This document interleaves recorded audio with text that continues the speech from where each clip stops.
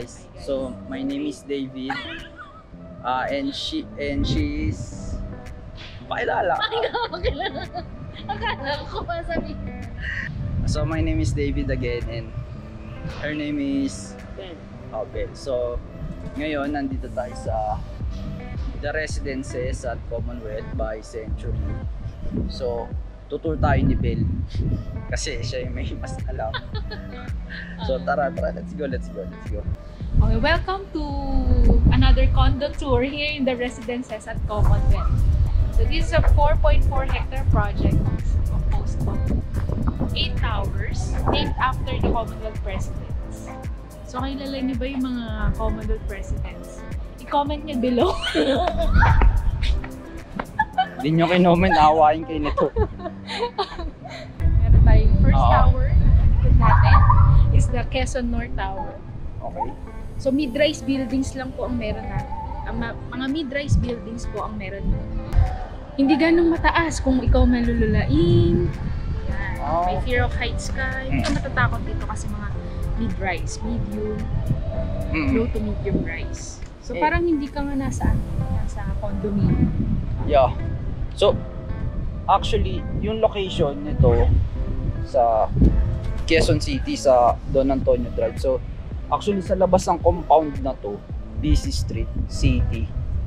Pero dito sa loob, tinan nyo, parang ay nasa probinsya. Yung actually, kaya ganun yung audio kasi malakas yung hangin dito. So, guys, to continue sa tour, kita nyo ba to? Ito, yung building na yan, ito, sa may... So this is the clubhouse. Ito yung pinaka-central amenity dito sa the Residences at Commonwealth. So, maulan. So mamaya itutour namin kayo sa loob. Yeah. Mamaya na sa dulo.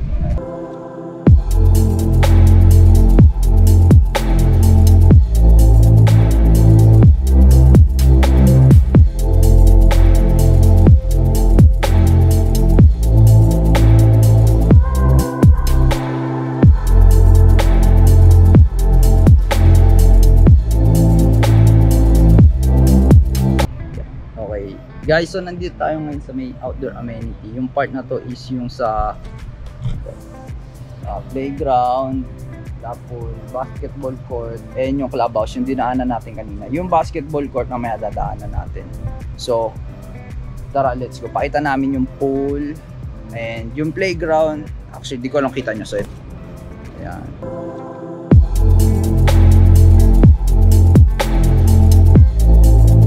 Okay. So, explain mo yung pool.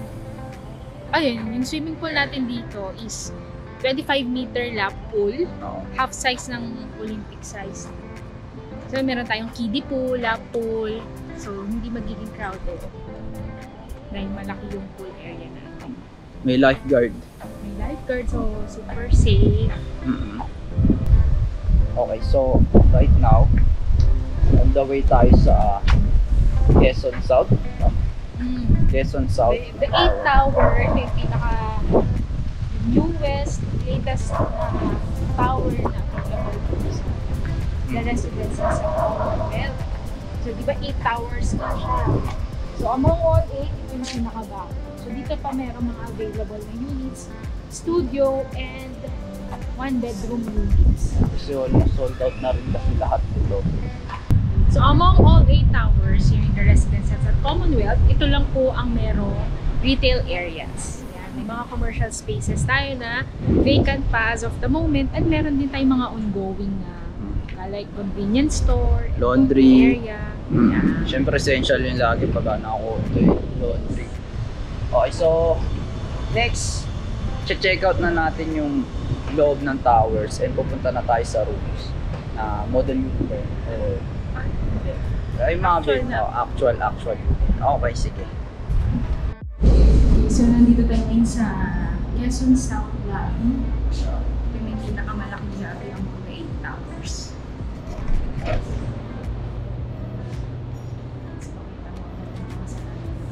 Yan.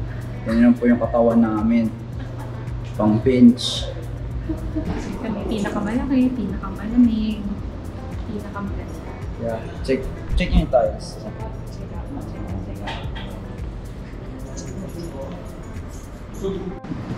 Hindi ko lang nililigaw tayo ni Bel o hindi eh.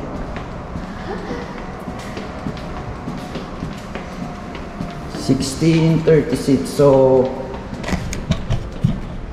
1 bedroom. Check natin yung 1 bedroom.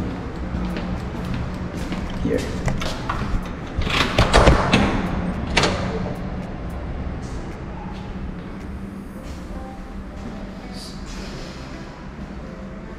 Okay, nandito tayo sa 1-bedroom unit. So, ito na yung actual turnover ng unit. So, papakita namin sa iyo ang mga inclusions. Yeah. Once na mag-avail kayo ng unit dito sa The Residences at Commonwealth. So, dito tayo sa kitchen area. Okay. So, once i-deliver namin sa inyo to, meron na tayong free na range food, free cooktop, meron na tayong mga built-in cabinets. Here. Kasama na rin yung mga essential fittings natin. And yun nasa So, bagong-bago to lahat brand new. And also dito sa mga drawers natin, yan, maganda naman yung mga cabinets natin. At the same time, meron na tayong grease trap. So, hindi na kayo mahihirapan magpa-maintain monthly or... Yan, dito sa likod ng pagpasok natin sa unit, sa likod ng pintuan, nandito na yung provision natin for washing machine. Yeah. Okay, so nandito makikita natin yung ano tawag dito? Yung sa power box ba yun? Fuse box. Yung fuse box. Fuse box, ayan. Fuse box. Pag mali, correct na nasa comments. Tapos nandito yung mga CR natin. So, ang maganda dito sa CR natin, meron ng access both in the living area and the bedroom. Yeah, kasi dalawa yun. So, kung halimbawa may mga guest ka sa unit, hindi na kailangan pumasok sa bedroom. Pumasok sa bedroom. Sa bedroom para lang maki-CR. So, kailangan lang i-make sure na nakalock yung pintuan para hindi kayo mag-salubong. So, nandito tayo sa 1-bedroom unit. So, ang maganda dito, meron siyang access sa balcony. Tsaka paglabas mo ng balcony, mahangin. So, yan, wala. Since ang view nito is facing north, hindi mainit na siya. Kasi nasa Quezon South tayo. So, i-note nyo yun kung... Kaso ako gusto ko kasi sunset view lagi. Ang laki na ng bintana. Okay. Then, meron na din tayo ng free built-in cabinets dito. So, hindi na kayo problema magpakabit ng cabinet. Kasi, once na i-turn over sa'yo yung units, yeah, and full size yung cabinet. Livable na siya. Note yun guys. Livable na siya. Hindi tulad yung, syempre di na banggitin ko na yung mga ganun, pero pagpasok mo, parang stock room lang. Dito, tignan nyo, yung finishes pa lang eh.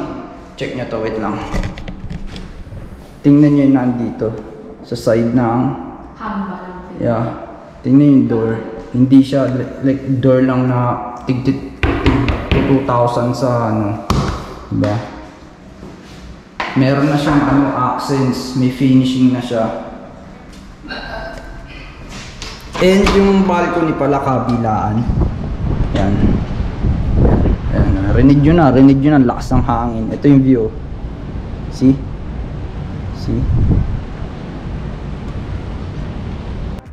So guys, nandito tayo ngayon sa last room na naitutour namin sa inyo sa Quezon South Tower. So studio type unit to. Like nung other unit, ano na siya, livable na siya. Nga pala, libre ba aircon? Pag may event, libre aircon. Kaya pag nag-post ako, pumunta kayo. Okay, so si Bel mag-i-explain kung ano yung details ng unit. Okay. Okay, so nandito tayo sa studio unit, no? Para kanino ba ang mga studio unit? So ito ay for starting family, kung couple pa lang kayo, and for student, pwede din. So kung halimbawa, sa parent, na naghahanap ka ng unit para sa inyong anak na nag-aaral sa college or graduating, ayan. So bagay na bagay itong studio unit. It has 20.700 square meters. May complete turnover finishes na rin dito sa kitchen. So, hindi mo kayo mamumblema na magpa-deliver araw-araw ng fast food or kung saan kayo magluluto, di ba? Kasi may mga properties or projects na hindi nag-a-allow magluto sa loob ng condo. So dito allowed naman, meron pa kayong free cooktop upon turnover, and then range food, kompleto na rin ang built-in cabinets, and ang pinagkaiba lang nito sa one bedroom ay sliding door ang CR. To save space. Oo, to save space na rin yan. So kompleto na din yan. May provision for... Actually, mas maluwag na yung shower niya eh. Kumpara sa one bedroom. Oo, pero mas ang haba kasi yung sa one bedroom. Guys, so sinasama tayo ngayon ni Bel sa rooftop sa ano, nakakatakot. sa rooftop. May fear of heights ka ba? Di naman. Depende. Pag masyado mababa yung harang. Oh.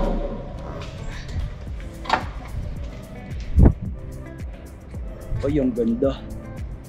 So, diba? Hapon na hapon yan.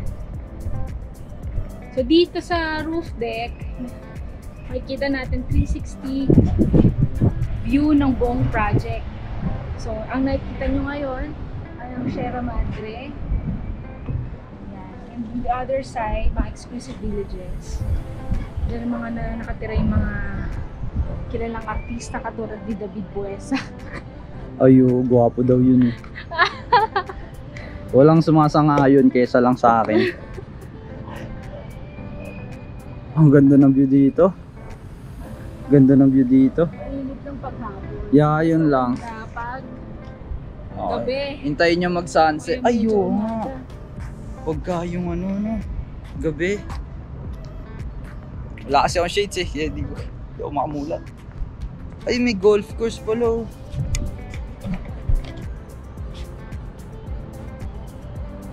Nice one. Golf course ba to? O golf course. Yeah. Ano, leisure ng mga may pera. Golf. Kami po basketball lang. Pero ano, ang bagang pa sa bola para makabili ng isa. Kung familiar kayo sa Guerrero siblings, dito sila minsan nagsushoot. Saan? Dito. Wala po kasi akong TV. Hindi ko alam. Kung nakaka-relate kayo, comment na lang kayo. Hindi ko alam. Nakakainis! Tara.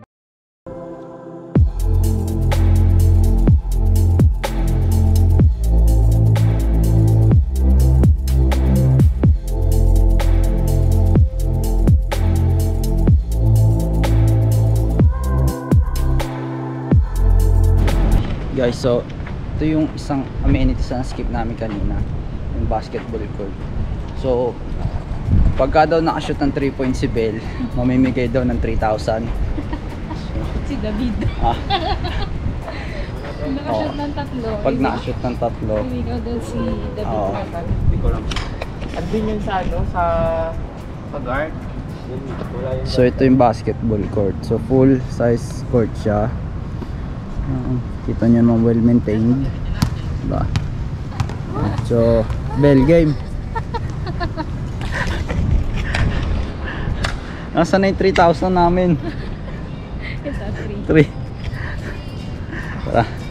So okay, last stop is yung clubhouse.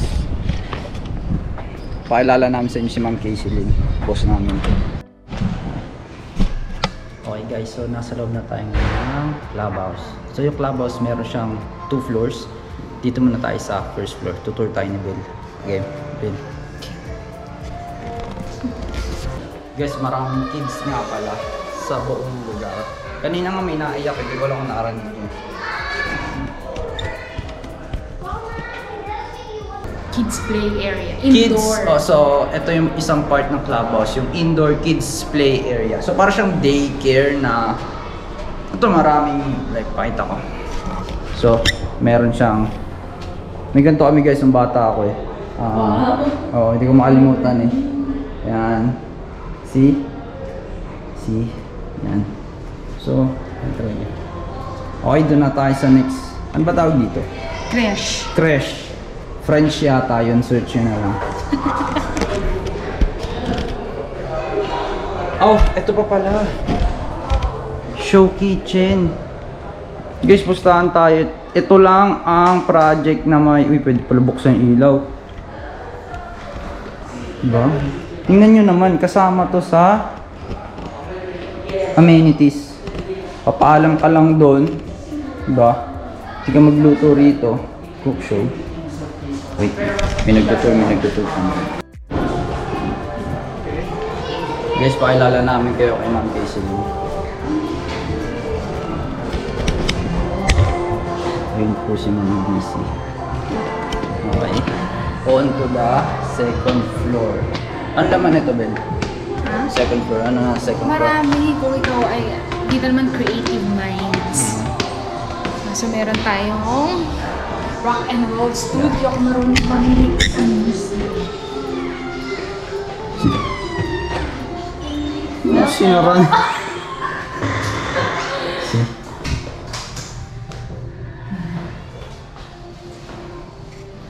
Tingnan nyo naman, miski yung tapat na studio. Oh. Yeah. Kung creative ka nga naman, naisip na nila lahat. No, bukas. Open mo na dun yung ilaw. Guys, mahal yan. Mahal yung branda yan. Even yun. Pwede pala buksan yung ilaw. Pwede yan, may aircon pa yan. Ah, ganito pala pakiramdam pag soundproof yung lugar. Alam ko na bakit ang ganda ng boses ng mga singer kasi dito nire-record. Tingnan nyo guys, nag-iba yung boses ko.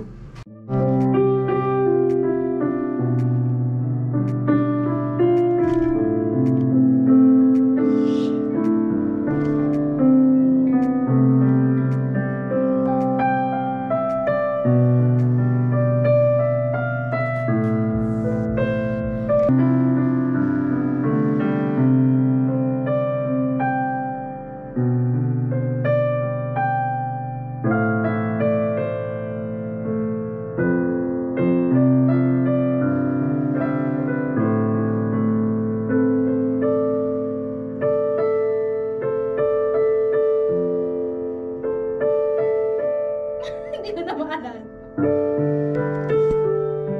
Iiyak na ako kaso sininok. Ba?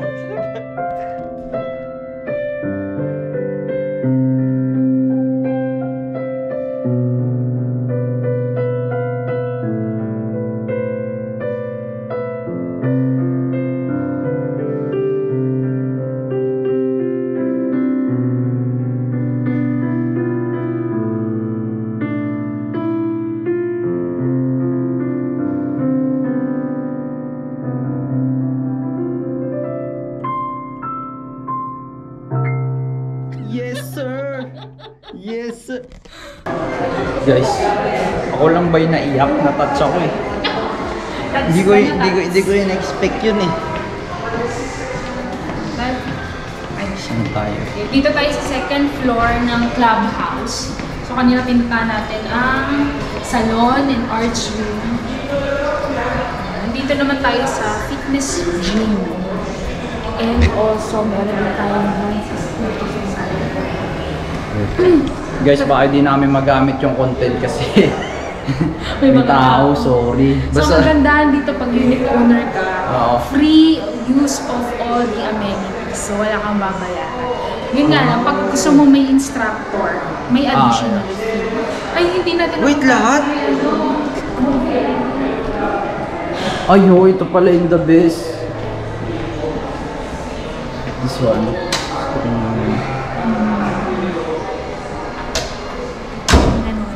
Ah, okay. Paano libre din yun? Libre din, wala nang bayad. Paano 8 to 10 gagamit? bucks. Magpaparegister lang tayo dun sa concert. Sa baba. Mababait yung mga concert dito. Sa lahat ba ganun lang? Papa-register ka lang sa concert? Lahat ng mga amenities para hindi crowded. No? Lalo ngayon, uso pa ang sakit. Ano ngayon ba? Pabakuna kayo guys. Okay guys, meron pa pala naiwan na isa.